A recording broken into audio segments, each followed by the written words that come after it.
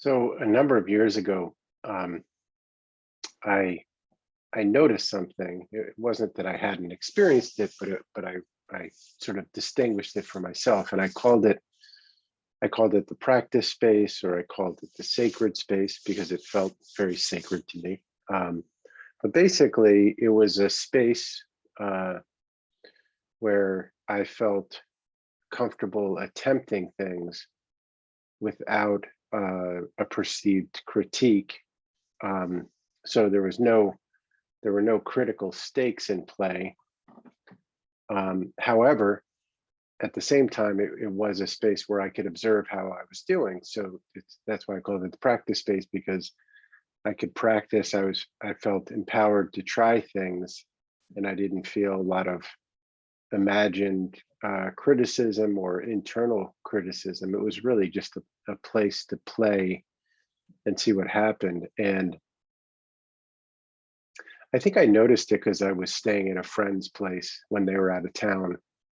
And for some reason in that space, it just seemed like a wonderful place to practice. And I was outside of my normal routine. Um, and then, once I sort of had a name for it, and I do like naming things because sometimes it's a way of anchoring it in your experience. And once I did have a name for it, I began to notice when I could bring up that state of mind of practice and giving myself permission to really make mistakes and explore. Uh, because exploring is a cousin to making mistakes. I mean, or discovering something new. Um, and for example, with guitar, usually when you try something new, you're not going to be that skilled at it at first. Um, so it's somewhat self-defeating to try something new and try to have it at a standard of your technical facility and things that you've practiced a lot. Um, but in any case, I find it really powerful to set this up. And I was talking the other day about a similar theme of journaling without any guidelines or without any standards that I have to hold. And once I've established that, then it's fun to introduce specific challenges or standards to practice to. And it's also for me just a wonderful space to be in, to be comfortable. Now, typically I would say at least in its purest form, a dojo is usually that type of a space. It's a space that's designed so you can practice something it's a martial art. It inherently could be dangerous, and yet the environment is set up for safety. It's set up, so that you don't get hurt by other people, and they're usually kind of implicit contracts that the teacher is holding the space so that junior students won't get hurt. In Aikido, we say we're lending our body to the person that we're working with, and there has to be tremendous trust. And if you're working with somebody and they breach that trust, it's a good time to change partners. So, I'd say a dojo is a good example of that. I would say my kitchen is a good example of it, because it's a place also where I give myself freedom to explore and see how things work out. And I don't freak out if something doesn't turn out as well as I would like.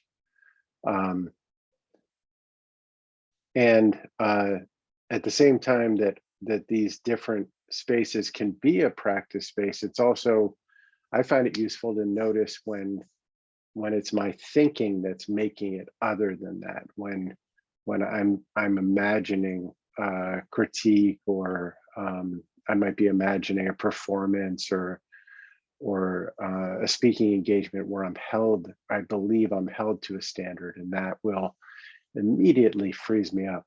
And if you want a fun exercise, I love doing contrast. While you're in one of your practice spaces, just notice how you are Notice how you are with whatever you're practicing. Notice how you are in your body, your sense of freedom, your sense of expressiveness. And then imagine that you're in whatever critical environment uh, you typically imagine for yourself. And it's amazing to notice what kind of shows up in your body, the degree of constriction, at least that I feel. Like all of a sudden I'll tense up and I'm very nervous to try something. And it's like walking on a tightrope that's very high. So the stakes are very high. Tightrope's a great example. If you want to practice on a tightrope, practice it very close to the ground. So if you fall, it's not a big problem. I heard a story that Milton Erickson had an awareness of this, and he would say to people, like, if you walked on a 2x4 that was on the ground, you can walk on it, no problem. But if you raise it up 5 or 6 feet, most people are not able to walk. They get so constricted and so worried that they're no longer able to perform something they could perform under other circumstances. Now, if you are if you're preparing for an event, it's good again to introduce these constraints one at a time, or gradually work your way up to a bigger and bigger audience or a bigger stage. But that's not the topic for now. The topic is really just what's a psychological space that you can set up where you feel comfortable just going for it and having fun and exploring and seeing how things turn out. I remember as a kid in art class, I didn't really have a sense of what would look good, or but I had a lot of fun just moving around color and things like that. If I tried to draw something the way it was supposed to look, it didn't go so good. But if I just had fun with color, it turned out great.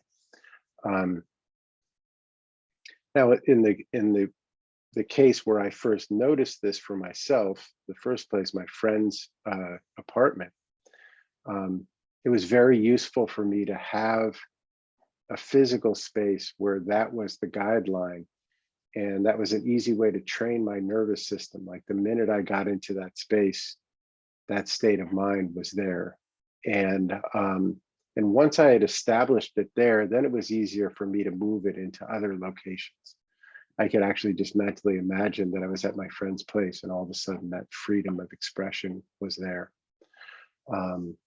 So I recommend that you give that a shot and see if it also opens you up and frees you up in your willingness to experiment, to explore, to make finer and finer distinctions.